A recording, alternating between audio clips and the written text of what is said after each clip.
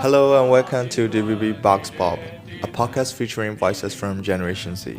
We are your hosts, Ningsu and Duya. Tune in every week to hear young people share their personal stories and how they hope to achieve a future democratic Myanmar, free from military dictatorship. To listen, follow DVB English in your podcast app. DVB Box Pop is available wherever you get your podcasts.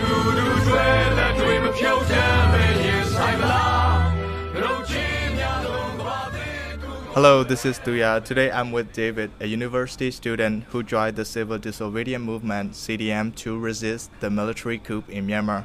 David, welcome to DVB Box Pop and thank you for joining with us today. Thank you for welcoming me. Could you please introduce about yourself briefly? Hello, my name is David from the Technological University from Myanmar.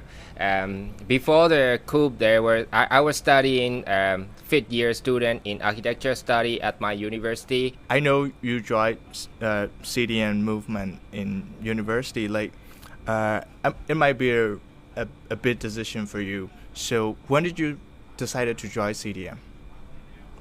I was decided to join the CDM when I first know about the CDM for the movement of the government structure under the education facilities or something like that. When the coup starts, all the students said they don't go for their education anymore, and then I was decided at that time to join the CDM too. So when you joined CDM, how did your parents react on that? My parents on CDM movement, when the coup is happened, and there's I still have my parents when the coup is start, but at the time there is no CDM movement for the coup. To defeat the coup or to defend the coup, something like that. But after the CDM movement start at the university, my mom she just died with cancer during the coup at that time. So I don't know what my parents react on the CDM movement of mine. But if they still have now me joining as a CDM student. They will be happy because education, they already know about the education system that is not work in Myanmar.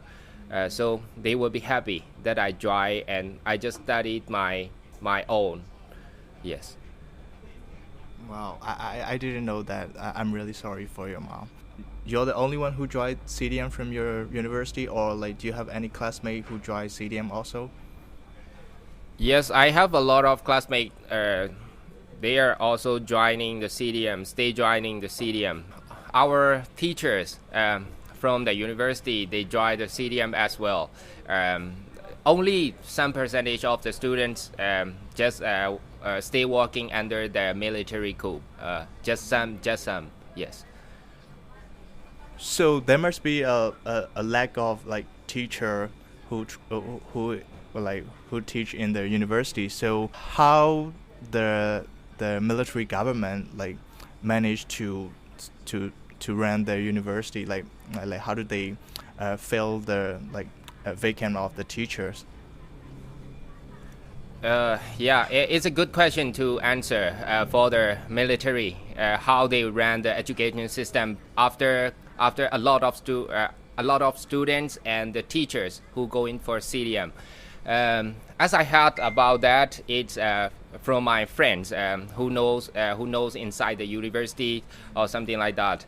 At the very first, they opened all the school and university in Myanmar, and then all the teachers are lacking in the university to teach the students, and also all the students are not try their program, try the education again for their study.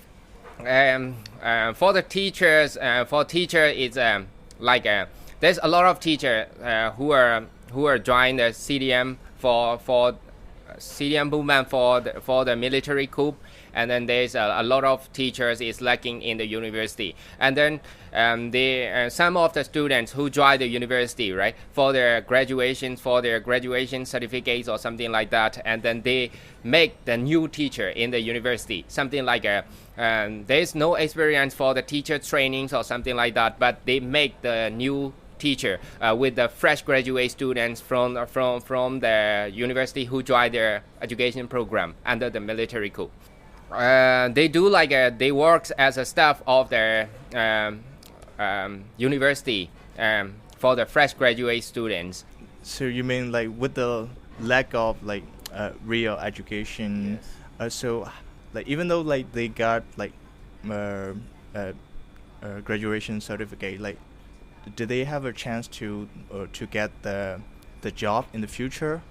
I'm also a CDM student who didn't graduate from their education background. I don't have a degree for work in my career for the architecture study for as an architect or something like that. But I think I believe that now the education system is changing from the old days. So I think whoever have a skill on their study will be will get a job in the future. I think because in these days we just need a skill for our study, not a degree. We just need to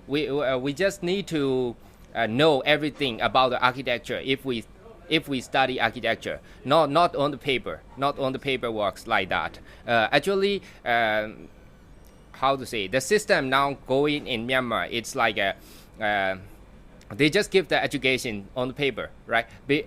On the old days ago, their course, everything is outdated from the new era, and now it's even in other countries, like how to say, even in the war, it's changing. It's now forming AI or something like that. The old way, it's not work, I think.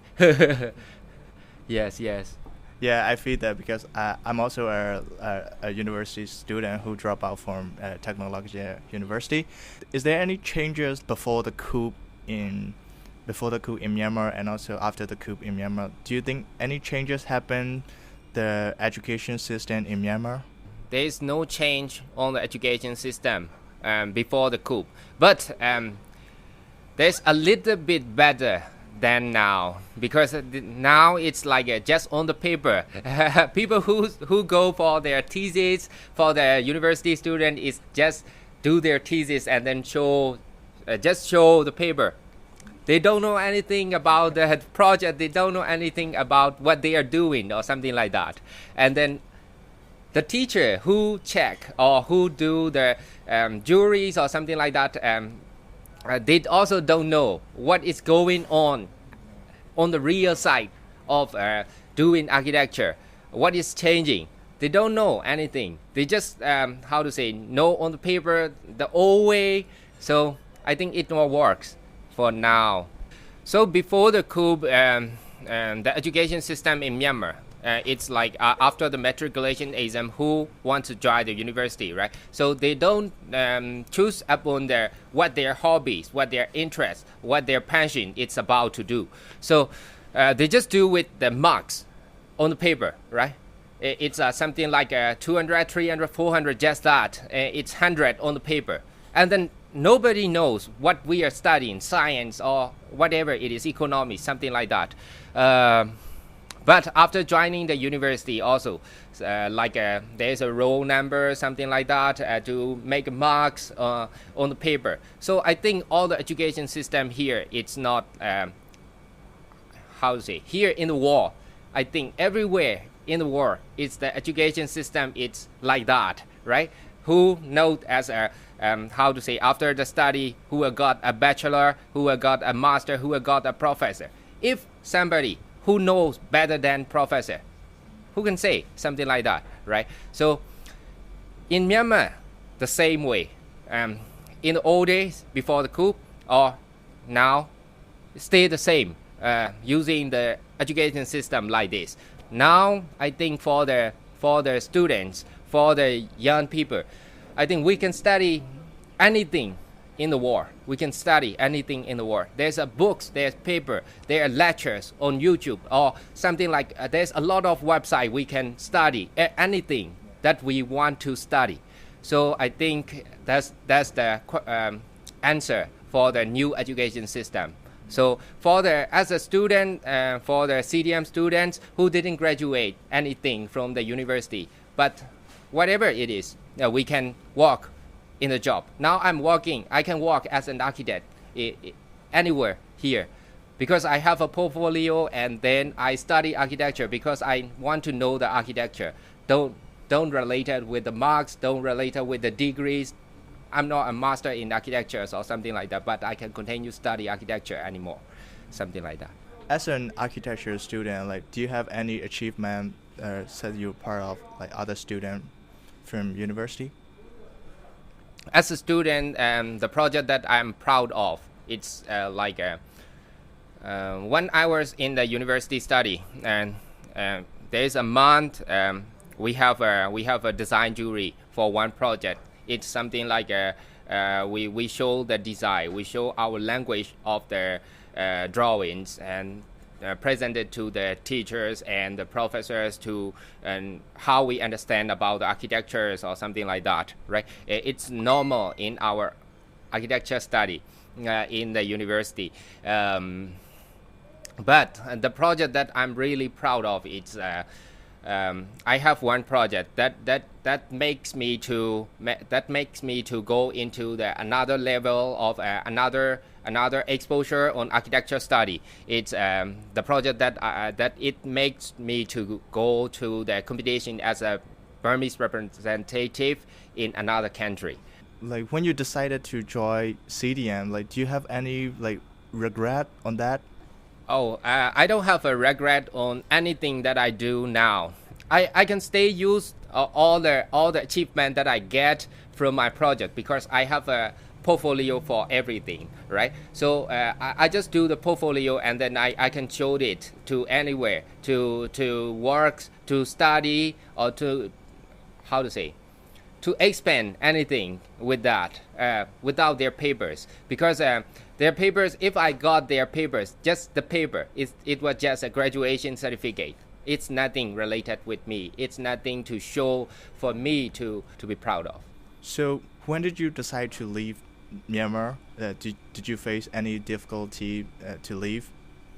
I've decided to leave Myanmar when I cannot do anything on my study anymore, or there's a lot of difficulties to stay in Myanmar, to expand my knowledge or to expand my new life or something like that. It's stopping now in Myanmar because there's no electricity that I got all the day to study, to make a new things, something like that, to explore the world. And also the internet problems in Myanmar, and also there's a lot of insecurity inside. The militaries, they want to pressing the students, the workers, anybody who defend to the military. So for the young people, we are just walking on the road, but they are watching like a criminal things or something like that. It's so we are no more safe, and we have a lot of trauma and stay inside a room for long times, and then we got a lot of difficulties in Myanmar to continue our life to sufferings or something like that. What do you hope for the future of Myanmar? I hope all the young people and all the students, all my friends also, I want them to leave Myanmar and then explore more things to make a new future of Myanmar. So if the young people, if the students, we can do a lot. We can do a lot outside. We can do everything on the outside of Myanmar. So we can explore more. And then we need to learn more and to go back to Myanmar in one day to reform and then to recreate our country again, to make a beautiful country or something like that. Thank you so much for your time, David. I'm really glad like you joined today with us. Thank you so much for inviting me to this program, and then I'm really happy to say my opinions on the educations and for other students to make their decisions on what they want to do, what they really want to do, not on the paper.